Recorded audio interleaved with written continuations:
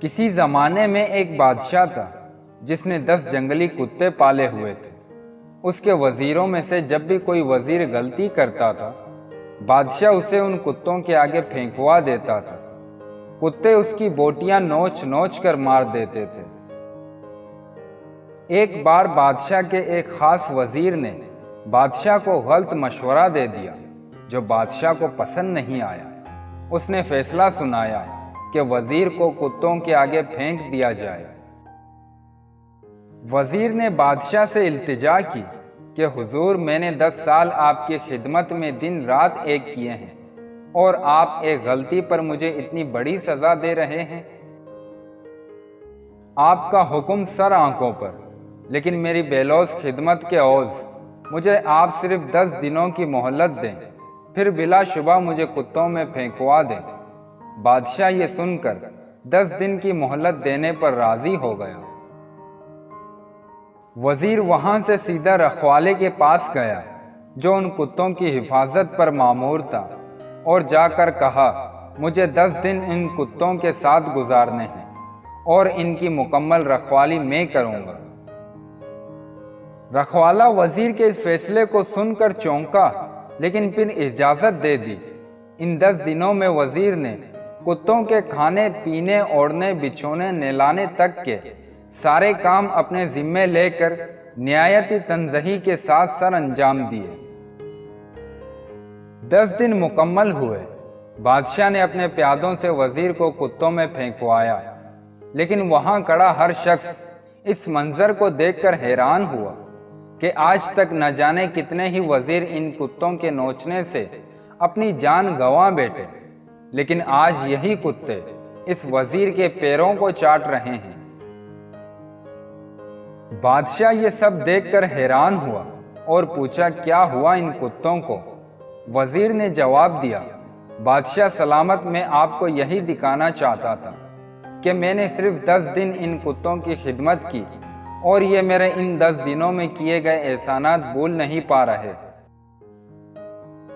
اور یہاں اپنی زندگی کے 10 سال آپ کی خدمت کرنے میں دن رات ایک کر دیے، لیکن آپ نے میری ایک غلطی پر میری ساری زندگی کی خدمت گزاری کو پس پشت ڈال دیا۔ بادشاہ کو شدت سے اپنی غلطی کا احساس ہوا۔ غلطی ہر انسان سے ہوتی ہے، اسی لیے اسے انسان کہا جاتا ہے۔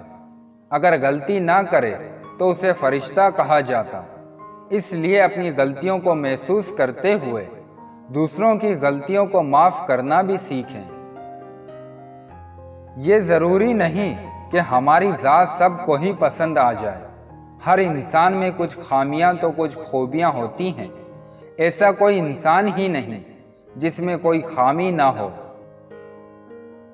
یا ایسا کوئی انسان ہی نہیں جس میں تمام خوبیاں ہوں۔ ضروری صرف یہ ہے کہ اپنی زندگی ایسے جئیں کہ اپنے رب کو پسند آ جائیں۔ بس اپنے رب کو منا لیں، رب کو راضی کر لیں۔ ہمارے اپنے گریبان میں سانپ اور بچھو لٹک رہے ہوتے ہیں اور ہمیں دوسروں کی مکھیاں اڑانے کی فکر لاحق ہوتی ہے۔ ہاتھ پہ ہاتھ رکھے بیٹھنے سے اندھیرے اجالوں میں تبدیل نہیں ہو جاتے۔ اٹھ کر چراغ جلانا پڑتا ہے، دیا جلانا پڑتا ہے۔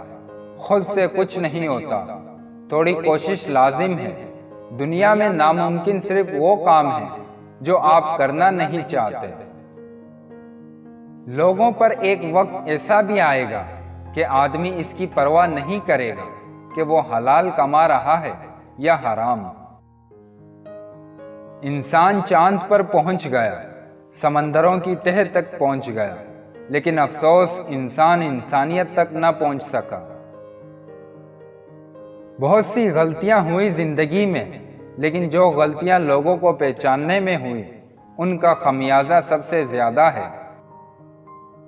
صبر اور قدر کبھی جیتے جی نہیں ملتی، مرتے ہی قبر تیار اور قدر لاجواب۔ لوگ آپ کے اندر ان چیزوں کو تلاش کرنے کی کوشش کرتے ہیں جو ان کے پاس نہیں ہوتی۔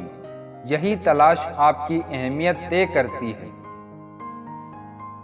اگر کسی نے اللہ کو پانا ہو تو وہ صبر کرنے لگ جائے، تو اس کا کام بن جاتا ہے، جبکہ لوگ اس کے لیے ورد وظیفہ کرتے ہیں، ناک رگڑتے ہیں، لیکن اللہ کو صبر کرنے والے پا لیتے ہیں۔